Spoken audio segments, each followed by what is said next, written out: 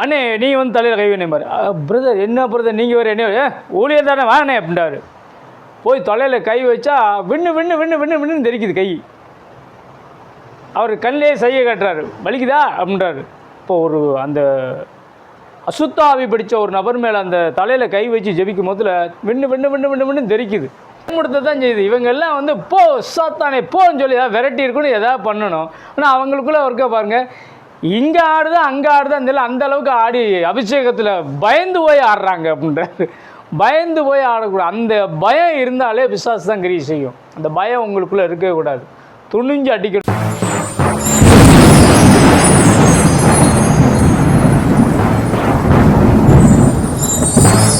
கர்த்தருடைய பரிசுத்த நாமத்திற்கு ஸ்தோத்திரம் உண்டாவதாக. கடந்த பதிவிலும் கூட என்னுடைய கடையில் நடந்த சம்பவம், அந்த ஒரு பளிச்சென்ற ஒரு மின்னல் போன்ற ஒன்று அவர் மேலே வந்து தூக்கி எடுத்துக்கொண்டு குழிக்குள்ள போட்ட காரியங்களை கொடுத்து நான் உங்களோடு கூட பகிர்ந்து கொண்டேன். தேவன் நம்மோடு கூட இருக்கிறார் என்கிற விசுவாசம், நம் ஜெபம் கேட்கப்படுகிறது என்கிற உறுதியும் நம்பிக்கையும் வெளியில் நடக்கிற காரியங்கள் மூலமாக தான் நாம் என்ன செய்ய முடியும், உணர்ந்து கொள்ள முடியும்.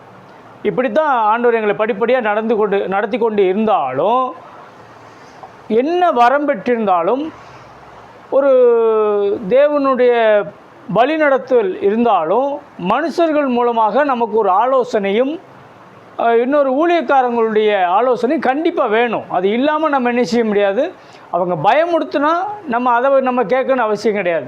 ஆனால் அதே நேரம் அவங்க விசுவாசத்தில் வளர்ப்பவங்களாக இருக்கணும். நம்ம மேலும் மேலும் ஒரு படிக்கு மேலே ஒரு படி நம்மளை அழைத்து செல்லுகிற ஒரு நபராக இருக்கணும். அது தேவன் கருத்தில் நம்ம ஒப்புவிக்கும் பொழுது அதுக்கு ஏற்ற ஊழியக்காரில் நமக்கு பழக்க வச்சு அவங்கள மூலிமா நடத்துவார். அப்படித்தான் அந்த நாட்களில் அந்த ஊழியக்காரர் எங்களுக்கு அந்த பிசாசு விரட்டுகிற வல்லமை கொண்டு அவரை எங்களுக்கு அனுப்பியிருந்தார். ஏன் அப்படி எனக்கு வந்து இப்படி நடக்க வேண்டும் அப்படின்னு சொல்கிறேன்னா, இப்போ அப்பா ஊழியக்காரங்க இருக்காங்க, தாத்தா ஊழியக்காரங்க இருக்காங்க, அவங்களுடைய வழிநடத்தின்படி படிப்படியாக வந்துக்கிருக்காங்கன்னா அது வேறு. அவங்க சபையில் மூப்பர்கள் இருப்பாங்க, அவங்க மூலிமா வந்து இன்றைக்கி வந்து சபை நடத்தப்படும், மூப்பர்கள் மூலம் ஆலோசனை கொடுப்பாங்க, அந்த இளம் ஊழியக்காரர்கள் அந்த சபையை நடத்துவாங்க. புதுசாக வந்து தேவன் அழைக்கப்பட்டு புதுசாக தேவனால் நடத்தப்பட்டு அபிஷேகம் பெற்ற உடனே போய் நான் ஊழியம் பார்க்குறேன்னு நம்ம போயிடக்கூடாது. ஊழிய அழைப்பு பெற்ற உடனே என்ன எதுனே தெரியாமல் அப்படி போய் நீங்கள் என்ன செஞ்சிடக்கூடாது, ஊழியத்தை போய் பார்க்குறதுக்கு போய் நின்றக்கூடாது. ஒரு ஆலோசனை இல்லாமல், நம்ம ஒரு வழிநடத்தம் இல்லாமல், மேலான ஒரு காரியங்கள் நமக்கு கொடுக்கப்படாமல் நம்ம என்ன செய்யக்கூடாது, செஞ்சிடக்கூடாது. அதே நேரம் அவங்களுக்கு நம்ம அடிமையாகவும் இருக்கணும்னு அவசியம் கிடையாது. அதான் விலையேறப்பெற்ற இரத்தத்தினால் மீட்கப்பட்ட நீங்கள் மனுஷருக்கு அடிமைப்படாதீர்கள் என்று வேதத்தில் சொல்லப்பட்டிருக்கு. அப்போ தேவனுடைய நடத்தல், தேவன் சொல்கிற காரியத்தை நம்ம கண்டிப்பாக செய்யணும். இப்போ ஜப்செட்டுக்கு வரேன். இப்போ அதாவது என்னென்னா, ஏன் எனக்கு அந்த ஒரு பயம் அப்படின்னா, ஏற்கனவே கோயம்புத்தூரில் ஒரு ஊழியக்காரங்க மூலிமா என்ன செஞ்சிட்டாங்கன்னா, ஒரு இடத்துல போய் இந்த மாதிரி ஆவி பிடிச்ச இடத்துல போய் அவர் போய் யதார்த்தமாக போய் தலையில் கையை வச்சு ஜெபம் பண்ணிட்டார். அந்த ஆவி அவருக்குள்ளே வந்துருச்சு. அவருக்குள்ளே வந்து அந்த பிள்ளைக்கோ அவங்களுக்கு ரிலீஃப் ஆயிடுச்சு. அந்தனுடைய அதே சேட்டை அதே பிரச்சனை அவங்க பாஸ்டர் வீட்டில் அவங்க ஊழியக்காரங்க அந்த மாதிரி மாற ஆரம்பித்து அவங்களால படாத பாடுபட்டு அவரால் என்ன செய்ய முடியல, பழைய நிலைமைக்கு வர முடியாத அளவுக்கு ரொம்ப கஷ்டப்பட்டு இருந்தாங்க. அப்புறம் 4-5 ஊழியக்காரங்க அதுக்காக பாஸ்டிங் போட்டு இருந்து அவங்கள வந்து விடுவிக்கிறக்குள்ளே போய் அவங்களுக்காக போராடி ஜெபிச்சு அந்த இதிலேருந்து விடுதலை வாங்கி கொடுத்தாங்க. இப்போ இதெல்லாம் பார்க்கும்போதில் ஒரு தேவ நடத்துதல், ஒரு ஆவியில் அனல், விசுவாசத்தில் பலனும் உறுதி இல்லாமல் எங்கேயும் போய் என்ன செஞ்சிடக்கூடாது, தலையில் கை வச்சிடக்கூடாது. பிசாசு விரட்ட போகிறேன், இயேசு நாமத்தில் விரட்ட போகிறேன்னா இயேசு நாமத்தில் கண்டிப்பாக போகும். அதே வந்து அப்போஸ்தலர் நடபடிகள் 19வது அதிகாரம் 15-16 படித்து பார்த்தீங்கன்னா, பவுலையும் தெரியும், இயேசுவையும் தெரியும். நீ யாருன்னு சொல்லி ஒருத்தனை மேலே பாஞ்சு என்ன பண்ணிடுச்சு, ஒரு மனுஷன் அந்த பொல்லாதாவி ஒருத்தன் மேலே பாஞ்சு அவனை நிர்வாணப்படுத்தி பங்கப்படுத்தி, அதாவது அவமானப்படுத்தி என்ன செஞ்சுருக்கு, அனுப்பிச்சி விட்டுருச்சு. அப்போ அந்த மாதிரி சிச்சுவேஷன் ஆகிடக்கூடாது. இதெல்லாம் வந்து நமக்கு வந்து ஒரு எடுத்துக்காட்டாக பயம் ஏற்படுத்துறதுக்கு உண்டான, நம்ம வந்து கர்த்தர் மேலே பயம் இருக்கணும். இருந்தாலும் பிசாசை ஈஸியில் இடப்பட வேணாம். பிசாசு வந்து அதனுடைய கிரியையை காண்பிக்கும். ஆனால் அதுக்கு மேலே உங்களுடைய விசுவாசமும் உங்களுடைய அபிஷேகமும் அதுக்கு மேலே இருக்கணும்.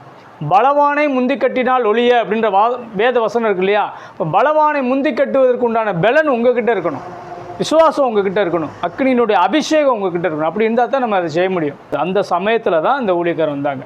இப்போ அந்த ஊழியக்காரர் வந்து ஒரு அமாவாசை ப்ரேயர் நடத்துவாங்க. அமாவாசை அன்னைக்கு வந்து ஏன்னா நிறைய பிசாசுகள் வந்து அன்றைக்கி தான் வெளியேறும், பௌர்ணமி தான் அதோட கிரியை நடக்கும்னு சொல்லி அந்த மாதிரியெல்லாம் ப்ரேயர் வைக்கிறதுக்கு மேலே அவங்களுக்கு அனுமதி கொடுத்துருந்தாங்க. இப்போ அப்படி நடக்கும் போதில் ஒரு கன்வென்ஷன் டைமில் தான் ஒரு சகோதரர் ஒரு குடும்பத்தோடு வந்திருந்தாங்க. அவங்க வந்து ஒரு நல்ல வேலை பார்க்குறவங்க. அவங்களுக்குள்ளே வந்து அவருக்குள்ளே ஒரு செய்வன கோளாறு நிமித்தமாக அவருக்குள்ளே அந்த பிரச்சனை இருந்துச்சு. அப்போ பரிசுத்த ஆவி பெற்றிருந்த நபர்கள் ஒரு 5-6 நபர்களை நம்ம எல்லாம் ஆவியில் நிரம்பிக்கிட்டே இருந்துகிட்டே இருக்கும் போதில் பார்த்திங்கன்னா திடீர்னு அதுக்குள்ளே அந்த நபருக்குள்ளே அந்த ஆவி கிரியை செய்தது. அப்போ அது அலக்கழித்து ஆடும் பொழுது என்ன பண்ணிட்டாங்க, பிரதர் வந்து அவங்க முன்னாடி இருந்து அவர் ஒரு ஆள் பிடிங்கன்ட்டாங்க. 5 பேர் சேர்ந்து பிடிங்கன்ட்டாங்க. இப்போது நீ வரவா நான் வரவான்னு எல்லாம் பயந்துக்கும் போது கொஞ்சம் ஆவியில் அபிஷேகத்தில் இருக்க ஒரு 5 பேர் நாங்கள் என்ன பண்ணிட்டோம், படார்னு போய் அவரை போய் நம்ம என்ன பண்ணிட்டோம், 5 பேர் கையும் காலம் இப்படி பிடிச்சிட்டோம். எல்லாம் குண்டு கட்டாக பிடிச்சி அப்படி உட்கார வச்சிட்டோம். உட்கார வச்ச போது அவர் விரட்டும் போது ஒவ்வொரு காரியங்கள் சொல்லி அது ஆட்டோமேட்டிக்காக அது வெளியில் போய் அவர் பூரண விடுதலை பெற்றார். கர்த்தருடைய கிருபையினால் அவர் இன்றைக்கி நல்ல ஒரு விசுவாச குடும்பமாக இன்றைக்கி அந்த சபையில் இருக்காங்க. இப்போ அப்படிப்பட்ட அந்த சகோதரன்ட்ட போய் நாங்கள் எல்லாம் கேட்டோம், உங்களுக்குள்ளே அந்த ஆவி இருந்து அந்த கிரீஷ் போல் நாங்கள் எல்லாம் வந்து பிடிச்சமே அந்நேரம் எப்படி இருந்தது பிரதர் அப்படின்னு கேட்டோம். ஒரு அக்கினி கயர்னால என்னை கட்டி அப்படியே கீழே வச்ச மாதிரி இருந்தது அப்படின்னு சொல்லி அவர் சொன்னார். ஸோ அப்போ ஆவியில் அபிஷேக வல்லமையோடு இருந்த அந்த 5 நபர்களும் நாங்கள் போய் பிடிச்சது அதுக்கு அப்படி உணர்வு இருந்திருக்குது. அப்போ நம்ம ஆவியில் அனலாக இருக்கணும், இருந்தால் அந்த உணர்வு தெரியும். இல்லைன்னா அவங்களுக்குள்ளே ஏதாவது ஒரு ப்ராப்ளமாக இருக்கும். இந்த 5 பேரில் யாராவது ஆளுக்கு அந்த ப்ராப்ளம் இந்த ஆவி இருக்கும், தான் உண்மை. ஆனால் பிரதர் அதை அப்படியே தொடர்ந்து என்ன பண்ணாங்க, ஃபாலோ பண்ணிகிட்டே இருந்து என்னை தனியாலாம் ஒரு சில இடங்களுக்கு கூப்பிட்டு போனார். என் ஊழியத்துக்கு கூப்பிட்டு போகும்போது சில இடங்களில் பிசாசு விரட்ட கூப்பிட்டு போகும்போதில் அவர் கையை வச்சு அப்படியே ஜோம் பண்ணிகிட்டே இருப்பார். பண்ணிகிட்டு இருக்கும்போதில் என்னை தான் கூப்பிடுவாங்க. எனக்கு கொஞ்சம் அவருக்கு வயசு கம்மி தான். அண்ணே நீ வந்து தலையில் கை வேணும்பார். பிரதர் என்ன பிரதர் நீங்கள் வேறு என்ன ஊழியர் தானே வாங்கண்ணே அப்படின்றாரு. போய் தலையில் கை வச்சா விண்ணு தெரிக்குது கை. அவர் கண்ணிலே செய்ய காட்டுறாரு, வலிக்குதா அப்படின்றாரு. இப்போ ஒரு அந்த அசுத்தாவி பிடித்த ஒரு நபர் மேலே அந்த தலையில் கை வச்சு ஜெபிக்கும் போதில் விண்ணு தெரிக்குது. அப்படியே கையெல்லாம் அப்படியே நம்மளுடைய நீங்கள் தேவனிடத்துலேருந்து வல்லமை புறப்பட்டதுன்னு சொல்லி படிக்கிறோம் இல்லையா, அது மாதிரி நமக்குள்ளே இருக்கிற அந்த இதெல்லாம் அப்படியே இழுக்கிற மாதிரி இருக்கும். இன்னும் சில காரியங்கள் ஆண்டவர் அவர் மூலிமா கற்றுக் கொடுத்தா நம்ம ஓப்பனாக சொல்ல முடியாது. அப்போ இப்படித்தான் ஆண்டவர் அவர் மூலிமா என்னை வந்து ஆவிக்குரிய ரீதியில் நடத்திக்கிட்டே இருந்தார். அப்போ அந்த சூழ்நிலையிலேருந்து அவர் கூட தைரியமாக போக ஆரம்பித்து அவர் என்ன ஆலோசனை கொடுக்குறாரு, பிசாசு பிடிச்சவங்களுக்கு என்ன செய்ய வைக்கிறாங்கன்றதில் நான் அப்படியே கூட இருந்து எடுத்துக்கிட்டேன். அப்படித்தான் தொடர்ந்து எங்களை வழி நடத்திக்கிட்டு இருந்தாங்க. அப்போது ஒரு இடத்துல ஒரு பெரிய கூட்டத்துக்கு கூட ஒரு இடத்துக்கு கூட்டு போயிருந்தார். அங்கே போகிறப்ப அண்ணே இப்போ பாருங்கள் வந்திருக்குது ஒரு பிசாசு பிடிச்ச ஒரு பிள்ளை வந்திருக்குது. அது கண்ணு மட்டும் புளி பொருள்னு இருக்கும், ஏன்னு தொங்க விட்டுருக்குது. அப்படியே முடிச்சுக்கிட்டு உள்ளே வருது பார்த்துக்குங்க. உள்ளே வர்றப்ப இந்த உள்ளே அங்கிட்டும் இருக்கிற பிலீவர்ஸ் இருக்காங்க இல்லையா, அவங்கெல்லாம் ஆவியில் இதை பார்த்துட்டாங்க. பார்த்தோன்னே ஆவியில் ஓ லைக்கா லாபா ரசிடா கடா கடன்னு இவங்க அதுக்கு மேலே ஆவியில் நிரம்புகிறாங்க. அது அப்படியே அது ஒன்றுமே செய்யலை. ஆனால் இது தானாக அப்படி உள்ளே வரும்போதுலே அவங்க அப்படியே பயங்கரமாக நிரம்புகிறாங்க. அப்போ அந்த சகோதரன் பிரதர் ரெண்டு சொல்கிறாங்க, இதில் யாருக்கு ஆவி பிடிச்சிருக்குன்னு பார்த்தீங்களானே, வந்தது அது வந்து பயமுடுத்த தான் செய்யுது. இவங்கெல்லாம் வந்து போ சாத்தானே போன்னு சொல்லி ஏதாவது வெரைட்டி இருக்குன்னு எதாவது பண்ணணும். ஆனால் அவங்களுக்குள்ளே இருக்க பாருங்கள், இங்கே ஆடுதா அங்கே ஆடுதா அந்த அளவுக்கு ஆடி அபிஷேகத்தில் பயந்து போய் ஆடுறாங்க அப்படின்றாரு. பயந்து போய் ஆடக்கூடாது. அந்த பயம் இருந்தாலே பிசாசு தான் கிரியை செய்யும். அந்த பயம் உங்களுக்குள்ளே இருக்கவே கூடாது. துணிஞ்சு அடிக்கணும்னு சொன்னார். அவர் எனக்கு அப்படி தான் ஒன்று ஒன்றா கற்றுக் கொடுத்தாரு. இதில் தான் நான் இன்னும் அதிகமாக கொஞ்சமாக பெலனானே.